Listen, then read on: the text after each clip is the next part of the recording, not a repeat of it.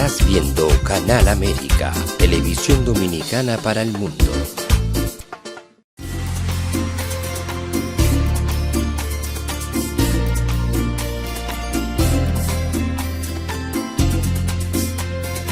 A Time for True show is sponsored by the Office of Dr. Bernard Fialkoff, a periodontal, dental implant and laser specialist in New York City, for over 40 years.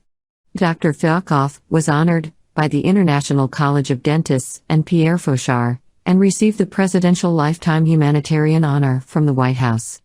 Call us at 718-229-3838. Sometimes life can be so damn hard. You don't know where to go. Everything keeps falling apart. Yeah. You try to do your best, but only God knows that you've given everything you've got, but the world takes you down. You just keep moving on. Let your fears. Welcome to A Time for Truth show. I'm your host, Dr. Bernard Fialkoff. And tonight, we have a very special show for you. And I'm going to start by explaining to you that it's so vital because of the tremendous luck and fortune we have of living in this great country. I was born in Cuba. Many people are always amazed when I tell them that, pero es verdad, soy cubano. And I lost my country. Didn't really know where we were going to go. I was a little boy, 8 years old. And my parents decided that we would come to the United States of America. It was 1962, and after communism came to our country. And, you know, sometimes in life we take things for granted. But we came to the airport in Miami, and then we were greeted, and I'll never forget in the hotel that a woman from the Hadassah, because I'm a Polish, Cuban, Jewish guy, came with her apple. And I'll always remember that red apple. And we talk about why our lives changed. And I just remembered the feeling of that somebody liked me, cared about me, gave me the apple, and I was hungry, you know, I liked apples. And then my mother and I went in the room, and from there flew up the next day to my grandfather, who was in Hartford, Connecticut, where his nephews lived. And why did they live there? Because very interesting, the same country in before World War II, it was maybe 1920s, and his brother had immigrated to the United States of America from Poland. And so all his sons were born in Connecticut. And here we are now, about 50 years later or so, 40 years later, and now we're immigrating to the United States of America. So let's get on with our guest tonight that I'll introduce to you with the pictures. Buddha, if you put his pictures up on the screen. And this is international attorney and Professor Jonathan Granoff, president of the Global Security Institute, representative to the UN, the World Summits of Nobel Peace Laureates, former permanent observer to the UN of the International Anti-Corruption Agency. He's the recipient of the 2020 Lifetime Achievement Award of International Law Section of the American Bar Association, and senior advisor to its Committee on National Security. He is also fellow and trustee of the World Academy of Art and Science and recipient of numerous awards, such as the Arthur Armitage Distinguished Alumni Award of Rutgers University School of Law and the Distinguished Alumni Award of Vassar College 2023. Mr. Granoff is also award-winning screenwriter of the Constitution, the document that gave birth to a nation and that gave a sanctuary to this little boy. Is a prolific scholar and author, a featured guest and expert commentator on hundreds of radio and television programs, and testified expert in the U.S. Congress, parliaments of the United Kingdom and Canada and at the United Nations. He serves on numerous boards, such as the Jane Goodall Institute and Parliamentarians for Nuclear Nonproliferation and Disarmament. And it was nominated for the Nobel Peace Prize in 2014. And Buddha, if we can, let's bring him up live and bid a warm welcome to Mr. Jonathan Granoff. Thank you. It's a pleasure to have you. Thank you. And I was going to make a joke about, I think you have a 36-hour day. Because I don't think you could do all that you've done. And I don't want to take up any of our viewers' time because I know you have a lot to share. And I deliberately started out with the luck that I had and my family of the United States of America. And I know that you viewers need to realize that here in front of you, you have someone very special. He's not a Democrat. He's not a Republican. He's not an independent.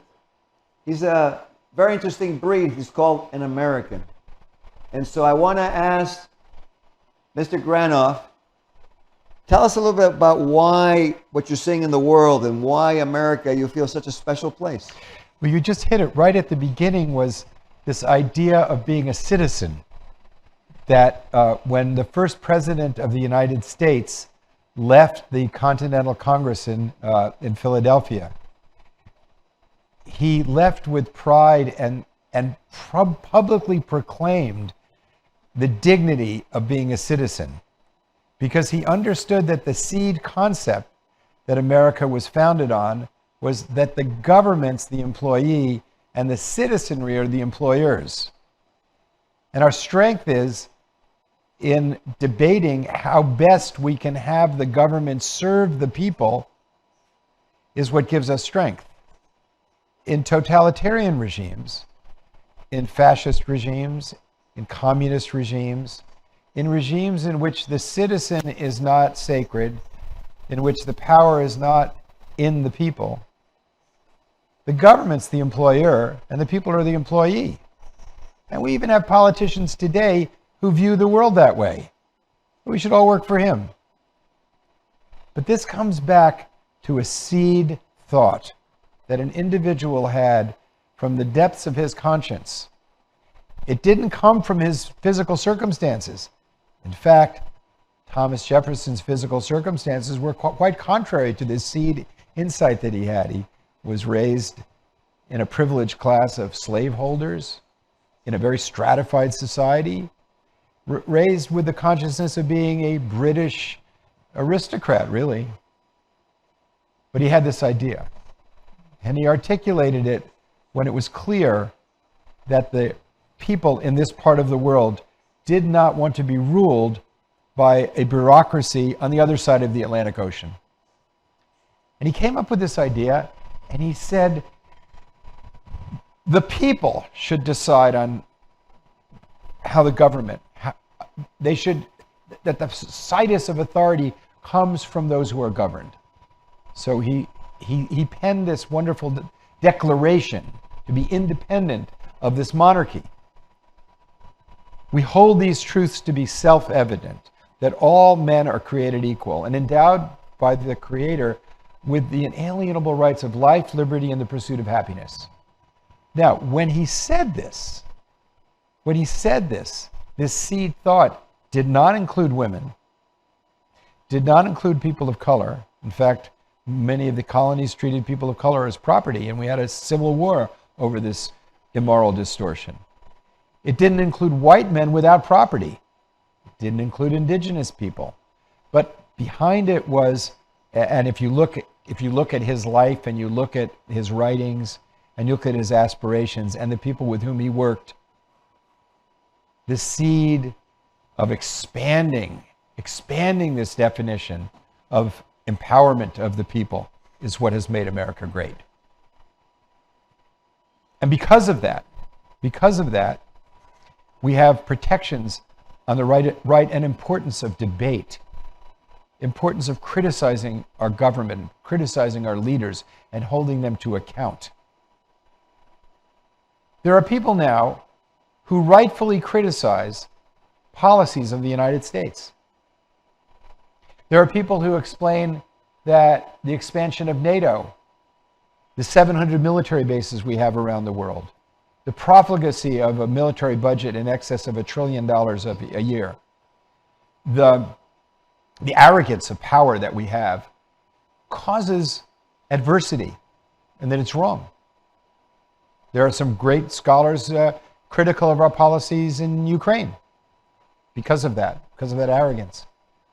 And I've said to them, don't allow a moral equivalency between our country and Russia on this score.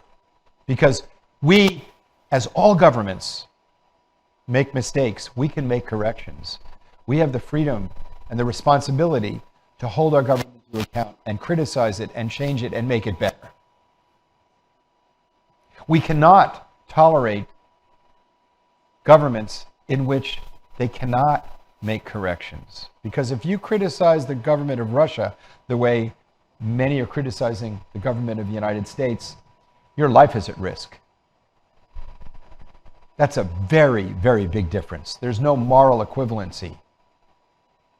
And in a country in which we have these fundamental freedoms, in which diversity, in which the uniqueness and value of every individual is held sacred, in which our property rights are protected, in which our rights of assembly are protected, our rights of speech, our rights of conscience, our rights to worship as we please or not worship at all, in which our freedom is at the root of our society. It's not equivalent to governments in which a handful of people tell everybody else what to do.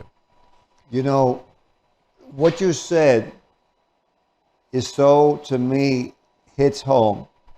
Because I was so lucky when I came to this country that it had that core value and that it opened its arms to us, and that I've had the life that I've had because of it. And as you said, to have the show, you would never believe, when I was a little boy, I was very shy and very quiet. And to me, I look at how much we have here, and I want to ask you a question. Why is it that even though supposedly there are other economies that are so expansive and actually ahead of us now, why do you feel that so many people still want to buy property in the United States, buy land in the United States? Why is it they come here? If this country has so much negativity, then why are they coming here from all over the world? That's a really good question.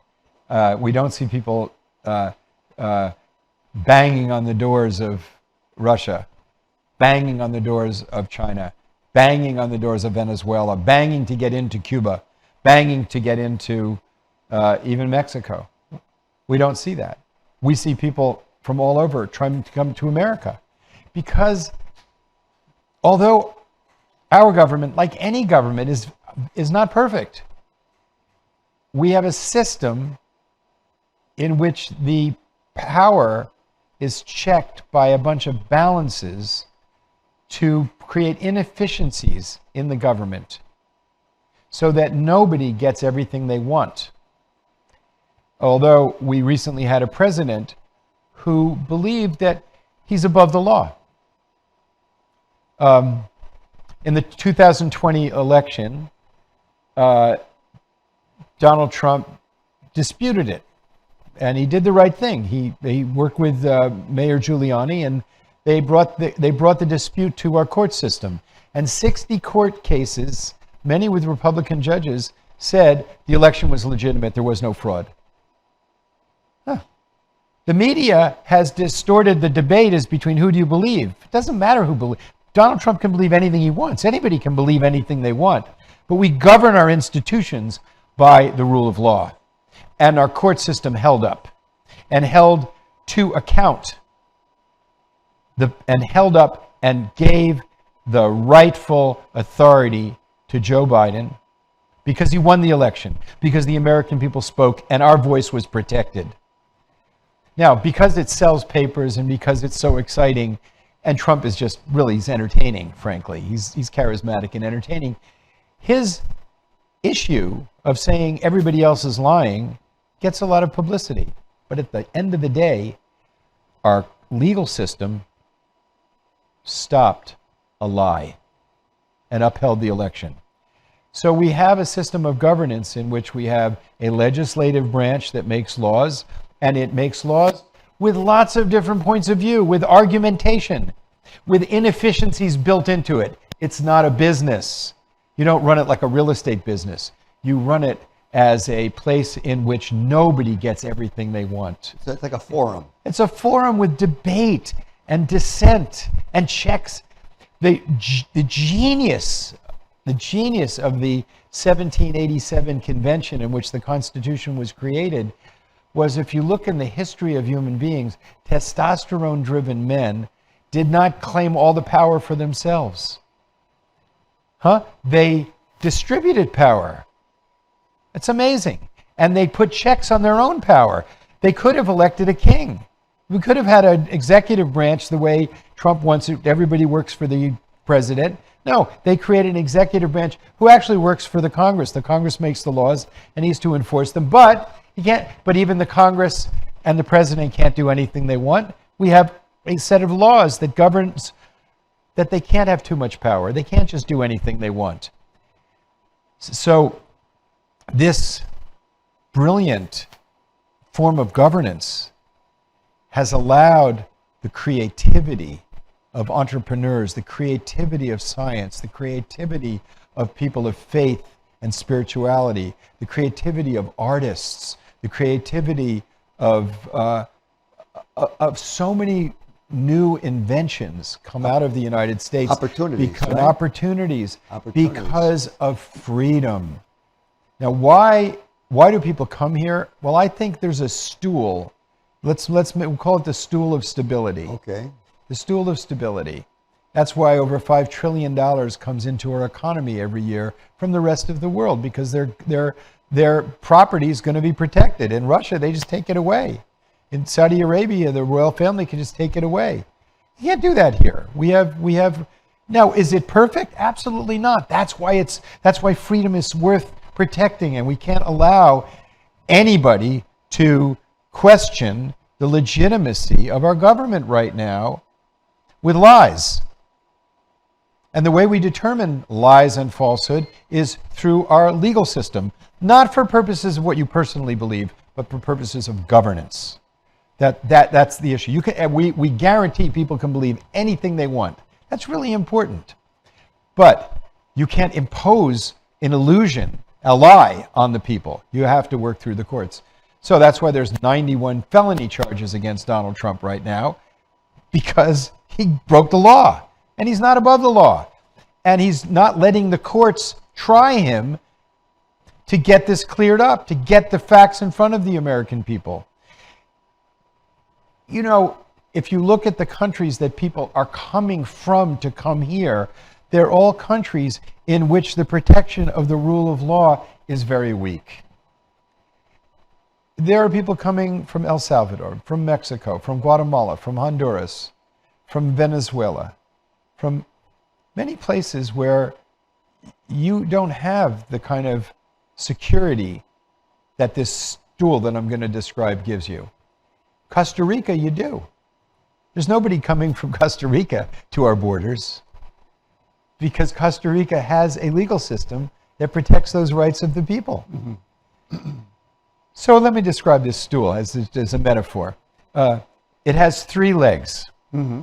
And if you take away any one of the legs, the stool collapses. All over. So the first leg, the most important one, is your freedom and my freedom. Freedom of conscience. Freedom to pursue our lives to believe what we want to believe, to pray as we want to pray, to love as we want to love. Not to hate, but to love as we want to love. And within that is the protection of our property, the protection of our liberty to speak up our minds. And that basic freedom that allows for the creativity of business, the creativity of of learning, of our great educational institutions. We have more universities per capita than any other country. I mean, we have a fantastic educational system and opportunities. Of course, it needs to be corrected, because right now higher education is way too expensive for most people. But we can make those corrections because we have these fundamental freedoms, and we have to. The other leg is the rule of law. The rule of law protects our freedom. Without the rule of law, we have the arbitrary imposition of power. Now, in the first part of American history, property rights were excessive, and we had a civil war over that. We had a civil war over the claim of absolute property rights, the right to own human beings, versus just the right of people of color to be human beings. And we had a bloody civil war, and thank God the good guys won, and the South lost. They haven't gotten over it. A lot of people there, they're racist. There's still a lot of racism. But in law, by the 1960s, the legal system said everybody has basic civil rights. But we had this battle between property rights and basic civil rights. But now it's clear everybody has these protections of the law. We don't have a system in which those with the power can summarily take over your business, can summarily put you in jail. But we have great inequities that have to be addressed, but we have a system that allows them to be addressed. Not true everywhere in the world. If you've traveled in the rest of the world and you hear the government saying human rights are not universal, they come from the state. Now, we believe that the rights of the individual come from the Creator, not from the state. That's the difference between communism and what we have. And so you have that leg of the rule of law. And the third leg is the peaceful transfer of power. Because if people who are elected say, well, I don't care, I'm not going to leave my office, then the rule of law collapses, and sure enough, our freedom collapses. So these three legs create stability because they create checks and balances, creates balance. And because we have that stability that allows for creativity and dynamism, people want to come here. So people want to be free. They want to live their lives without government interference. They don't want the government in their bedrooms telling them who they can love and who they can't. They don't want the government telling them, women don't want the government telling them about their bodies. People want to be free. On the other hand, the world is not heaven. The world is not heaven. And we are here to strive to make it better. But because it's not heaven, to say we're going to tear down the government, we're going to tear down the institutions that protect our climate, that protect our markets, that we're going to do away with the Department of Education, we're going to constrain the Environmental Protection Agency. This is very dangerous. And by the way, I want to say something about partisanship, because the media fails to point out that on these basic issues that relate to our well-being as people, they give a distorted partisan argument. The fact is, and facts matter. I'm big on, what's the name of the show? Time for Truth? Time for Truth. Time for Truth, yeah. So here's some truth that Democrats should remember. Richard Nixon. Well, Teddy Roosevelt put aside huge amounts of the United States to protect the regenerative and beauty of nature. Our national park system is without compare. And anybody who goes into the wilderness, these huge parts of America that are protected, will feel the presence of the divine, the wonder of the natural world. It's time to interrupt you, but I really want to validate what he's saying to you right now, because I am so in awe sometimes when I go in the middle of nowhere and somehow I see that our national parks has already been there, that they have signs, that they have trails, that they have roads.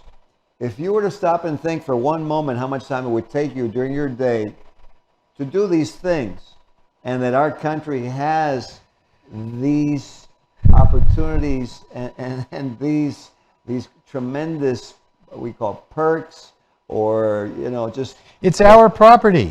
unbelievable. Continue. I mean, I couldn't The national parks are for the people. They're the common property of the people of America. What we don't have, what Costa Rica has, is Costa Rica has a Declaration of Interdependence that highlights that the human community, the human species, is interdependent with the natural world. It's not just property. Because in property, you have a right to destroy it. I have a house. I don't have to give it to my kids. I can rent it. I can improve it. I can tear it down. Well, we can't do that with the commons. We can't do that with the oceans. We can't do that with the rainforest. We can't do that with the climate. Because we don't own it. But what you do own, you have a right to do what you want. And that's really important. So Richard Nixon, I want to go back to first Teddy Roosevelt, Republican, antitrust laws, so that nobody could dominate our capital markets and destroy the freedom of commerce and finance and capital. Very important. Very important. Richard Nixon, the Environmental Protection Agency, the Clean Water Act to keep our water clean, the National Environmental Protection Act, in which our government has a whole lot of hoops to walk through before they can do things to the environment. The Biological Weapons Convention. He got rid of our biological weapons unilaterally and then got the rest of the world to adhere to the Biological Weapons Treaty. He set the example. He set the example, but then he negotiated. He let diplomats function as diplomats and negotiate. And he let diplomats function to open up our relations with China and start the process of ending the Cold War with détente with the Soviet Union. That's the Richard Nixon. And then when he got caught being a limited, broken human being, like so many of us, and he quit. He said, the legitimacy of the presidency is at stake here. I've been caught cheating. I was cheating. He did some bad things. And when he got caught, he owned up to it and he quit.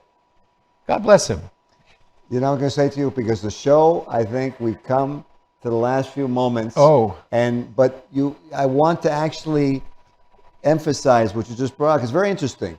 And I think maybe that's one of the greatest things about our country, that here we have a man, and Nixon took a lot of heat at the end. And at that point, I was also on that side that didn't look favorably on him.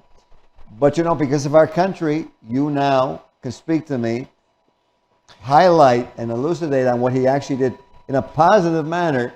And in America, we can look at that and say, he did some good. And we can learn.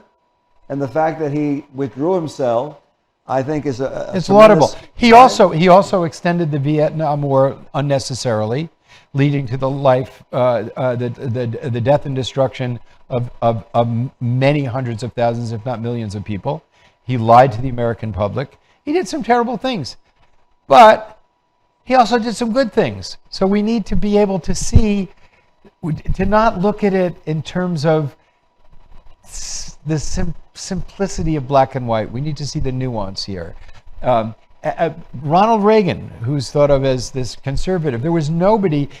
He put in motion the destruction of the nuclear arsenals of the United States and Russia.